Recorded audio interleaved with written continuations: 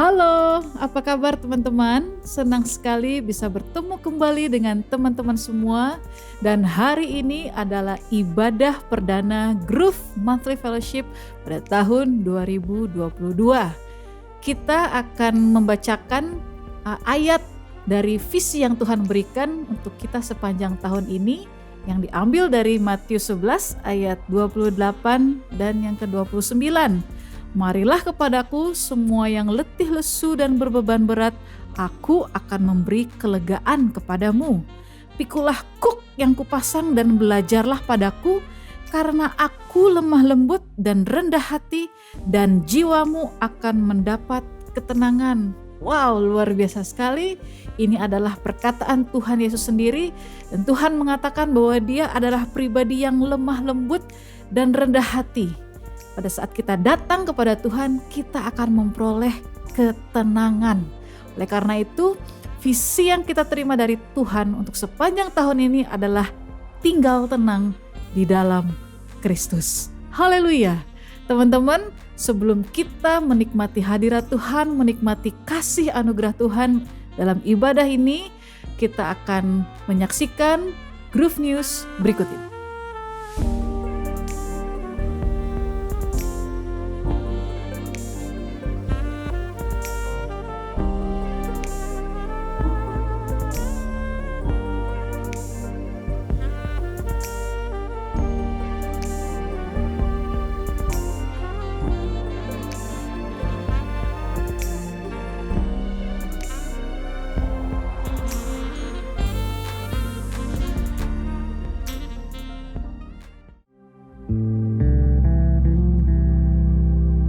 Bersyukur Tuhan untuk kebaikan-Mu. Engkau sungguh luar biasa. Kasih-Mu tanpa syarat. Dan Engkau mengampuni kami. Engkau yang menjadikan kami putih seperti salju. Mari teman-teman, kita mengucap syukur kepada Tuhan lewat pujian ini. Sejauh timur dari barat, Engkau membuang dosaku. Tiada kau ingat lagi pelanggaranku.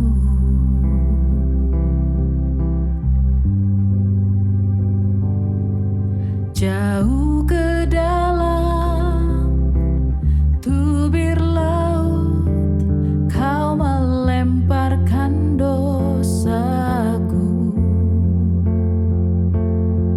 Tiada kau perhitungkan kesalahanku.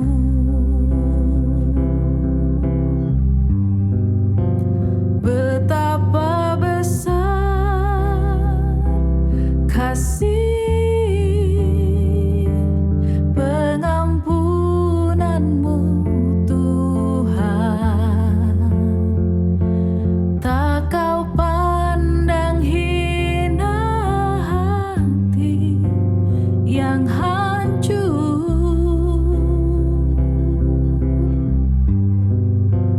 Ku berterima kasih kepadamu ya Tuhan. Pengampunan yang kau beri, pulihkanku.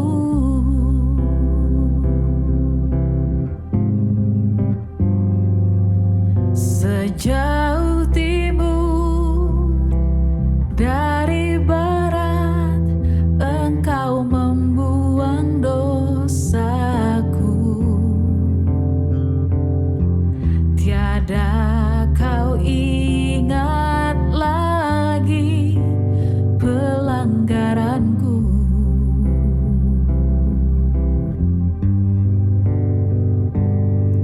Jauh ke dalam tubir laut, kau melemparkan dosaku. Tiada kau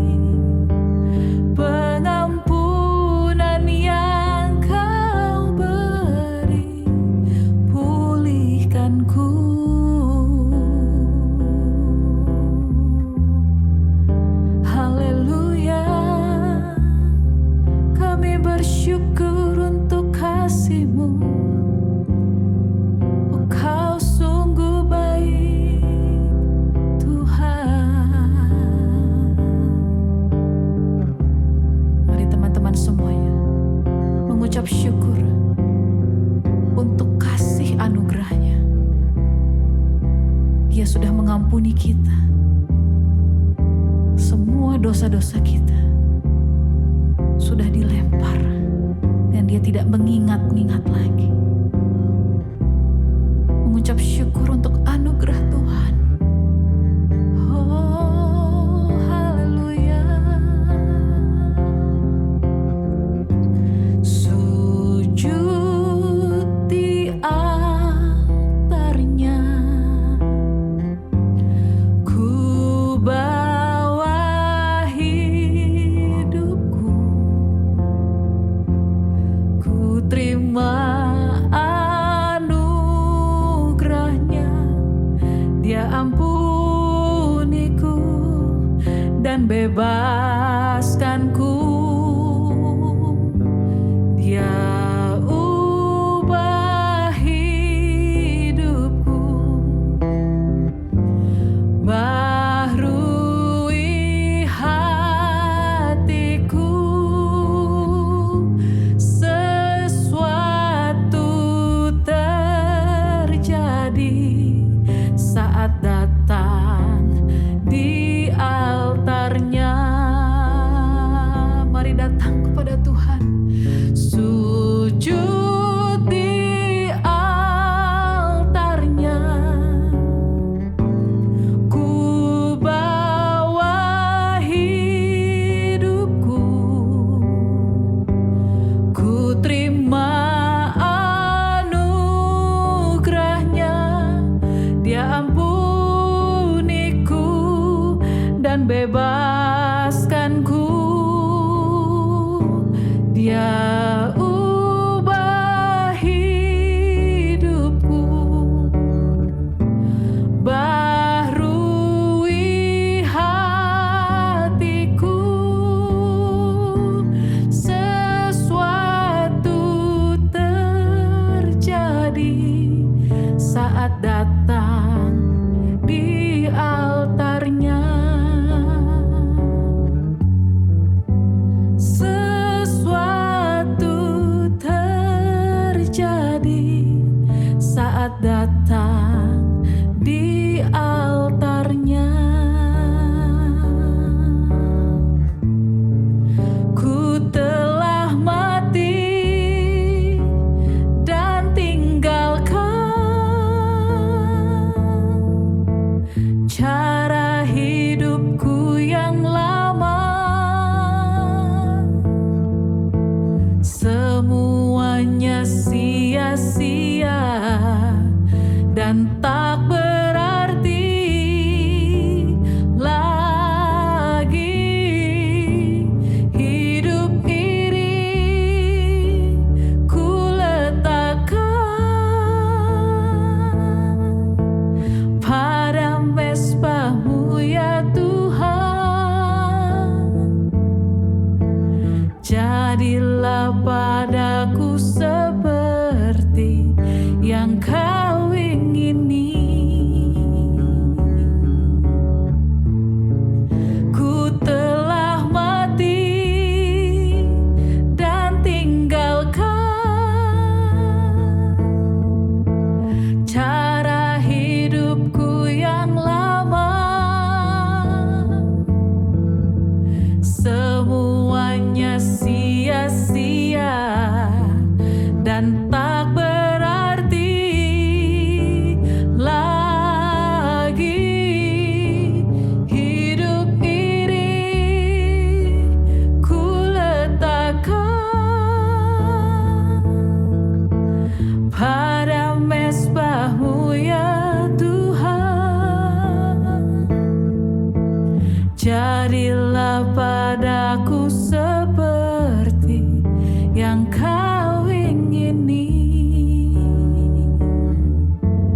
Jadilah padaku seperti yang Kau ingini.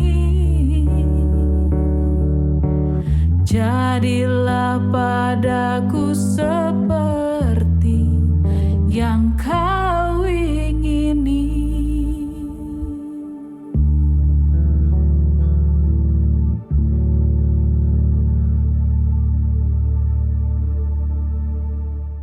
Shalom teman-teman, welcome to Groove Monthly Fellowship perdana di tahun 2022. Sebelum kita dengar sharing firman Tuhan, kita berdoa dulu yuk. Tuhan Yesus, terima kasih Tuhan atas kesempatan-Mu yang indah ini. Kami boleh berkumpul Tuhan secara virtual Tuhan, memuji dan memuliakan nama-Mu saja Tuhan. Dan pada saat ini kami mau mendengar Tuhan pesan-Mu Tuhan, dan kami yakin dan percaya Tuhan pesan-Mu ini akan menjadi rema Tuhan dan menjadi acuan dan panduan bagi kami Tuhan, agar kami bisa semakin Tuhan dekat dengan Engkau lagi Tuhan, dan semakin tahu apa isi hati-Mu buat kehidupan kami Tuhan. Terima kasih Tuhan, kami yakin dan percaya firman-Mu ini dapat menguatkan setiap yang mendengarnya Tuhan. Terima kasih Tuhan, kami sudah berdoa dan mengucap syukur. Haleluya, amin. Pada kesempatan kali ini aku dapat tema yang keren banget buat di-share ke teman-teman, yaitu soal pengampunan. Apa sih pengampunan itu menurut teman-teman? Kalau menurut aku pribadi sih, pengampunan itu bisa dibilang adalah hal yang sulit sih buat aku. Karena kalau boleh jujur, kita secara manusia pasti punya ego tersendiri untuk melakukan pengampunan itu. Contohnya, kalau ada orang yang salah sama kita deh, pasti kayak, wah kita susah banget, bahkan sangat-sangat bersusah payah gitu loh buat melakukan pengampunan itu. Tapi kita bisa belajar sih dari pengampunan yang Tuhan Yesus sudah kasih sama kita. Yaitu pengampunan yang sudah Tuhan kasih sama kita itu adalah hadiah. Kalau bentuknya hadiah itu berarti otomatis kita harus terima, mau gak mau. Dan pasti kalau bentuknya hadiah itu pasti sangat bagus gitu loh. Gak mungkin ibaratnya seseorang yang di dunia aja ngasih hadiah ke kita tuh bagus. Apalagi Tuhan kan, dia ngasih sebuah pengampunan. Pada saat dia disalib, semua dosa yang sudah kita lakukan, semua yang telah hal-hal negatif yang sudah kita lakukan, itu sudah dibuang jauh timur dari barat sama Tuhan. Gak ada Tuhan memperhitungkan satu dosa pun yang ada dalam diri manusia, itu gak ada. Seperti dalam kitab 2 Korintus 5 ayat 19, aku bacain. Sebab Allah mendamaikan dunia dengan dirinya oleh Kristus dengan tidak memperhitungkan pelanggaran mereka. Jadi kayak dia tuh gak memperhitungkan lagi apapun setiap kesalahan yang teman-teman udah lakukan. Dan pengampunan itu adalah masalah yang sudah selesai. Jadi benar-benar udah bukan sesuatu yang harus diusahakan, dan benar-benar itu cuma anugerah aja yang harus diterima. Dan seperti juga dalam Efesus 1 ayat 7, aku bacain lagi, sebab di dalam Dia dan oleh darahnya kita beroleh penebusan, yaitu pengampunan dosa menurut kekayaan kasih karunia-Nya. Dan juga di dalam Kolose 1 ayat 14 juga tertulis, di dalam Dia kita memiliki penebusan kita, yaitu pengampunan dosa. Sekalipun dosa dunia sudah diselesaikan di kayu salib, orang-orang masih memikul dosa mereka. Mereka dilumpuhkan oleh dosa mereka, dan dosa itu memberi kesempatan buat iblis mendakwa mereka tanpa ampun. Rasa bersalah menjadikan mereka menjadi budak dosa. Satu-satunya yang dapat membebaskan mereka dan memberi mereka kekuatan untuk tidak lagi berbuat dosa adalah kasih karunia Tuhan itu sendiri. Dari sisi Tuhan, pengampunan adalah masalah yang sudah selesai. Tak ada lagi korban untuk dosa. Tapi dari sisi kita sebagai manusia, dosa masih merupakan hal yang sangat serius. Jadi, kenapa sih kita harus menerima anugerah pengampunan jika kita sudah diampuni? Alasannya sama dengan mengapa kita harus menerima kasih karunia yang menyelamatkan semua manusia sudah nyata. Karena itu yang mengubah kita. Seperti tertulis dalam Titus 2 ayat 11 sampai 12. Ayat 11, karena kasih karunia Allah yang menyelamatkan semua manusia sudah nyata. Sekali lagi, semua manusia tanpa terkecuali. Dan ayat 12-nya berkata, Ia mendidik kita supaya kita meninggalkan kefasikan dan keinginan-keinginan duniawi, dan supaya kita hidup bijaksana, adil, dan beribadah di dalam dunia sekarang ini. Pengampunan yang kita terima akan membebaskan kita dari rasa bersalah dan penghakiman. Kita nggak lagi jadi budak dosa. Pengampunan Tuhan sempurna buat kita. Tapi kita harus juga menerimanya dengan iman. Karena kasih karunia atau pengampunan yang gak beriringan dengan iman atau menerima tidak ada artinya. Jadi kita harus menerimanya dengan iman. Jadi teman-teman, stop teman-teman menghukum diri sendiri dan mulai percaya sama Tuhan Yesus dan karyanya di kayu salib. Pelayanan pendamaian bukanlah mengatakan kepada orang-orang tentang Tuhan yang murka, yang butuh dibuat kalem dulu. Ibaratnya Tuhan tuh dikasih sogokan dulu, ibaratnya kita untuk mendapat kebaikan dari Tuhan, kita harus membuat sesuatu dulu. Tuhan tuh nggak gitu. Kalau gitu menurut aku itu kesannya transaksional banget ya, kayak Tuhan kasih satu, kita dapat satu gitu. Tapi Tuhan nggak gitu teman-teman. Jadi kayak teman-teman tuh stop berpikiran seperti itu, karena baik lagi sih, Tuhan sayang banget sama kita teman-teman. Dia sampai melakukan karyanya di kayu salib itu menurut aku keren banget sih. Dan pelayanan pendamaian sama Tuhan itu menyampaikan kabar baik gitu, kalau Tuhan itu sayang sama kita semua dan Tuhan ada di pihak kita dan bukan untuk menghukum kita semua gitu. Jadi teman-teman, Tuhan itu ada di pihak kalian dan tidak akan melawan kalian atau tidak akan mungkin bahasa simpelnya meninggalkan kita gitu. Jadi apabila kalau dari antara teman-teman ada yang masih bergumul untuk lepas dari dosa, atau yang masih suka menyalahkan diri sendiri, suka bertanya-tanya, Tuhan sayang gak sih sama gue? Tuhan peduli gak sih sama gue? Buat aku sih teman-teman cukup pandang Tuhan aja sih, karena kayak menurut aku kalau teman-teman fokusnya ke Tuhan bukan ke dosa, teman-teman tuh akan mempunyai mindset yang beda banget. Teman-teman ibaratnya akan bucin sama Tuhan Yesus gitu, ibaratnya akan tenggelam dalam kasih karunia-Nya gitu loh. Dan teman-teman harus bener-bener masukin di otak teman-teman kalau kita udah gak ada lagi dosa yang menghantui kita udah gak jadi budak dosa lagi, tapi kita udah mempunyai pewahyuan dari kasih karunia Tuhan itu sendiri.